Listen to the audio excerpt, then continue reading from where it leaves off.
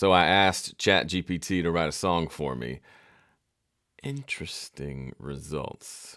By the way, if you're not a VIP Gold member, the March newsletter just went out. I made a couple of extra, had the printer print off a couple of extra of these.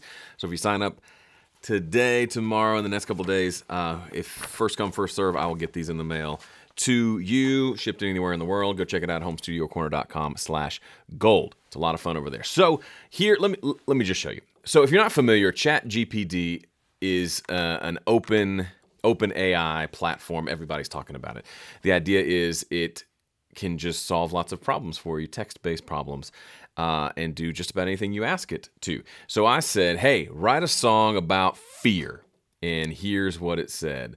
The chorus goes, fear, it grips me tight, it clouds my thoughts, it steals my sight. It makes me doubt, it makes me hide, but I won't let it take control of my life. There's too many syllables in that last one. I know that I'm not alone. We all have fears that we can't disown, but it's how we face them that defines us. We can let them win or we can rise up. And it's fear, it grips me tight. So I was a little bit impressed, like that it even did it, right? A friend of mine came up to me and said, hey, I wrote a song on ChatGPT, and I was thinking I didn't know it would do that. And it does. So then I said, all right, give me a groovy chord progression for guitar. And it said, sure thing, here's a groovy chord progression for guitar in the key of G major, G, D, E minor, C. So combine those two, maybe we have a beautiful song. It tells me I can use a combination of downstrokes and upstrokes to play the thing. Then I said, okay, how about a song about justice? And it says, the chorus is justice. It used the word justice as the first line of the chorus, which is the same thing it did for when I said write a song about fear. That's interesting. So it seems like it's maybe following a bit of a formula. Justice, it's the voice of the oppressed. It's the hope for a fair world, for a fair and equal world. It's the truth that we seek. It's the light that we need. Justice, it's what we stand for. Like, that sounds like something somebody might sing. I wouldn't say it's terribly well written. It just seems like it's just defining the word, but hey. And at the end, it's like, it has this like outro. Justice is what we need. Justice is what we stand for. Justice is what we demand. That's interesting. So then I said, hey, write a song about a turtle. So I have a song I wrote years ago called Shell that the first line is about a turtle. I tell the story. I wrote a song about a turtle. So here's what it came up with. And this was the most impressive of the three. It said, slow and steady wins the race. That's the motto of the turtle race. Race and race. A hard shell to protect its fate and a life that's lived at a leisurely pace.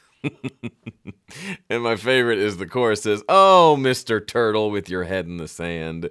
It starts with, oh, Mr. Turtle. A life of peace and quiet with no rush or demand. You may be slow, but you always get there with your unwavering determination and patience. That's rare. And then it just keeps going. So I also asked it to write a short story about a recording engineer. You can pause here and read it. It's not that great.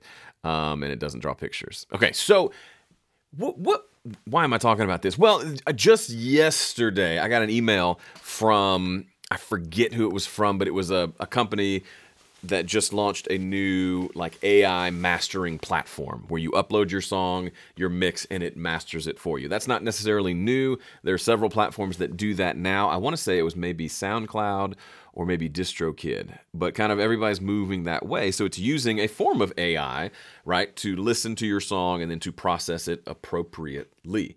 And so I want to talk about that and kind of the direction we're going, because as we progress, right, even just in my lifetime, things have progressed tremendously, right? Yours too. I imagine another 20 years, technology-wise, things are going to be vastly different than they are now. What does that mean for us making music? Well, the ultimate kind of thing with technology is it's automating things. That's a big part of what technology does. It does things for us or makes things easier for us, right? The reason we all love digital recording, it's a lot easier than figuring out how to buy us a tape machine and get all the inputs and then buy a tape reel, like all that stuff. So the technology, typically, the automation that technology brings makes life easier. So there are plenty of things, I got kind of three points I want to make as I'm thinking about this. The first is some things can and probably should be automated. So think about like ATMs, self-checkout lanes. Those, when they came out, were Some people really didn't like it. They wanted to go see the teller. They didn't want it to take the job of the grocery store clerk. But as it turns out, it's a valuable thing, and I would imagine most of us use the self-checkout line if it's available and we don't have tons of stuff. It's nice, it's handy, it's helpful. For kind of more current examples, spell check. I'm so thankful that my phone corrects most of my typos. That's handy. I could do it myself. It automates it. Things like auto-tune, Melodyne, quantizing, time correction. All that stuff is, some people would call that cheating. I used to be in that camp. I thought, don't tune your vocals, just sing it right. But then I realized sometimes I don't sing it right. Or the performance was perfect, except the pitch was a little off on that last note. And I could either sing it dull and on pitch, or I could sing it with that energy and then fix it a little bit with Melodyne. Those aren't the only two options. I'm kind of making a false dichotomy there. But I've learned to accept that auto-tune or Melodyne is another tool that I use to make my music sound the way that I want it to sound.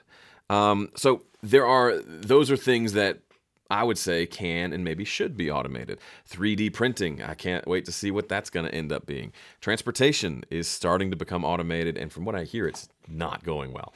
So I'm not super excited about that one. But there are things that it probably makes sense to have be automated. Now, there are some things that cannot be automated, and this is where I really want to talk for a second, because this applies to us as creative individuals, musicians, things like that. The experience of writing, recording, and performing music, that can't be automated, right?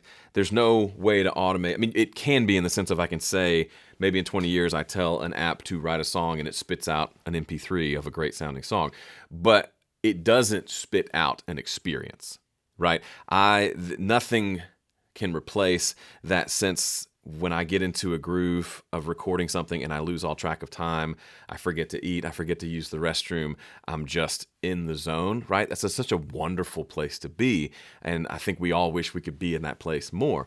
You can't automate that, right? If anything, automation is the opposite of that.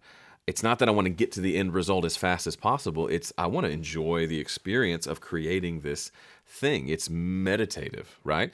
Now, some of it can be frustrating, right? And that's hopefully why you're here, because I help you get over some of those frustrations. But overall, we love music, and I don't want someone else to come in, and I don't want either someone else or something else to come in and automate a lot of that creative work, because I enjoy it so much. Somebody told me once, "Hey, Joe," as a comment on YouTube, "you don't sing very good." They probably said it like that. "You should have someone else sing on your songs." Point taken. You don't like my voice? I like my voice. More than that, I like singing on my own songs. And so even if there was a better vocalist out there, which of course there is, plenty of people could sing better than I can and probably sing my own songs better than I can, I still want to sing them because I get a lot of joy out of singing them, especially because I wrote the lyrics. And a part of me, I say this a lot, I write and record songs so that I can hear myself singing the truth back to myself on days when I don't believe it. So unless my voice leaves me entirely, I'm going to keep singing my songs till the day I die, right? That's my thought on that. And that's something that just can't be replaced or automated.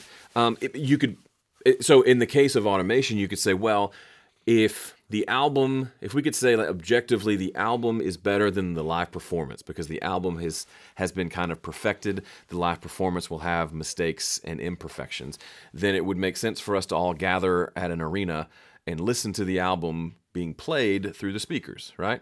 That would be much better than seeing a live performance with all of its flaws. No, of course not, right? Nobody would go to that. But we do go see our favorite musicians. And I would love, as much as I love an album, I would love seeing them play that album. Even if it's not exactly the same, I would love that as much, if not more, because that's an experience. And again, that can't be automated. Yeah, I can watch a video. That's not the same as being in the room. But both are better than if I couldn't see them at all, right? If I lived 100 years ago and there was no TV, there was no internet, there was no way for me to see that or even know about that famous musician, much less see them play live. Those are great alternatives, but ultimately we can't replace that experience of seeing a person in a room with a bunch of other people experiencing something together. Another thing that can't be automated. I can't automate writing a letter to my mom. Actually, I can. Check it out. So the next thing I did for Chat GPT, I wondered if it could draw a picture, and it said no, it's just an AI language model. And then I said, all right, then write a letter to my mom. And here's what ChatGPT came up with. Dear Mom, I hope this letter finds you in good health and spirits. I just wanted to take a moment to express my gratitude and love for everything you've done for me over the years. You've always been there for me through thick and thin, and I can never thank you enough for your unwavering support and unconditional love. It goes on to say how much I owe her. I'm eternally grateful. I'm apologizing for any pain or stress I've caused. I'm promising to do better. And this is my favorite line. In these challenging times, I want you to know that I'm here for you, just as you've always been there for me. I love you more than words can express. With all my love, insert name here. So, honestly, if I printed this out and mailed it to her and signed my name, she'd probably be like, oh, it's so sweet. But it's not me, right? I didn't write this. It's not my words. It's not in my voice, and it's not in my handwriting, right? There's something tactile and special about receiving something and like, oh, he used a pencil on this. Oh, he used a pen on this. Like, none of that is present when we automate it. But here's where automation can be helpful. I have a reminder in my kind of digital productivity system that reminds me to write my mom, because I'll just get caught up in the world and I just forget, and it'll be months, and we write letters back and forth. That's the whole thing. It'll be months and months, or she'll have written me and I'll forget to reply, and I forget that it's kind of my turn. And so I automate that. Now, would it be great if I just remembered that on my own without any prompting? Sure, I guess. Not reality. So I could either sit over here and insist that I get good at remembering things on my own, or I could put it into a system that automates that part of it, reminds me when to do it. And then, of course, I sit down with paper and a pencil and a pen and I write to my mom. So there are things that can be automated and things that can't be automated. And then I would say the third thing I want to talk about is just let the results speak for themselves. So if I played for you a song and you said, that is amazing, reminds me of those Gordon Ramsay shows when he takes over a kitchen. And if there's a really controlling owner, they'll have the owner leave, and he'll have some of the chefs cook a couple of dishes. And then he'll bring the owner back and he'll say, I, Gordon Ramsay, cooked these dishes for you. Let me know what you think. And they eat it and they say, oh, it's amazing. I love this and that. It's beautiful. It's wonderful. It's tender. It's juicy. All those things. And then he'll say, I, Gordon Ramsay, did not make those things. Your chef over here that you don't appreciate made those. And usually, I'm sure it's all fake, but usually there's like this eye-opening moment, because instead of basing their perceptions on kind of where their head is at, they're basing it on what they ate. So yeah, they're probably trying to impress Gordon Ramsay, but they're also saying things like, this does taste nice. And then when they find out the truth that it came from these people, they're a little bit shocked. So I would say, if I played you a song and you said, that's the best song I've ever heard, and then I told you, ChatGPT wrote 80% of that, would you like the song less? You might, but I would say it would be in our best interest to, if this technology gives me something good, part of me feels like I owe it to myself and my music and my body of work to take the good, maybe leave off the bad, and use that in some way, right? We've all done that, right? If you started recording on a cassette recorder on a Porta Studio back in the 80s, then you know that recording on a computer with microphones and interfaces is worlds better in a lot of ways. And there's some ways that it was a better experience on the simpler system because of all the limitations, but you take the good and the bad, right? I had to upgrade my computer, and it's good because it's faster, and but there's all these little things I've got to tweak and these problems that come up because I haven't set it up to my exact workflow, and that's frustrating, but I take the good with the bad. So those are my thoughts. If you haven't messed with ChatGPT, go create an account and just mess around with it. It's interesting. It could be just right now it pops in my head. It could be a great rhyming dictionary or a way of just coming up with different ways to say things. I don't know that I'll be using it because I love sitting down with an instrument and a piece of paper and just writing a song. But perhaps I'll incorporate it sometime into my workflow. But all that to say, if you are into music and you're not getting the results that you like, I would encourage you to install some sort of a system. So systems are our way of kind of automating ourselves. So one system I have is the reminder to write my mom. Another system that I have is my 5-step mixing system that I apply whenever I mix a song. It helps keep me on track. It helps me not get off in the weeds too much. And it helps me get to the finish line quickly with a mix that sounds great. And I make consistently great mixes every time. If that's not your experience, you probably need this 5-step mix guide. It's completely free. Go to 5stepmix.com and download it. Go try it on a mix tonight. You'll thank me later. All right. Thanks for watching. See ya.